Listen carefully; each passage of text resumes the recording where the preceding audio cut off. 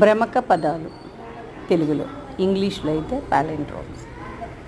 పాలిండ్రోమ్స్ అంటే మరేంటి లేదు, ఒక పదాన్ని రైట్ నుంచి చదివినా లెఫ్ట్ నుంచి చదివినా సేమ్ మీనింగ్ అయితే వస్తుంది. మీనింగ్ అయితే మారదు, స్పెల్లింగ్ కూడా మారదు, సేమ్గా ఉంటుంది. అలాంటి పదాలని భ్రమక పదాలు అంటారు తెలుగులో.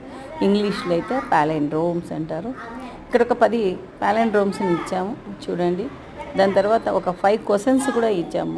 ఈ క్వశ్చన్ స్టార్టింగ్ నుంచి చదివినా, అటు నుంచి చదివినా, ఇటు నుంచి చదివినా కూడా సేమ్గా ఉంటుంది.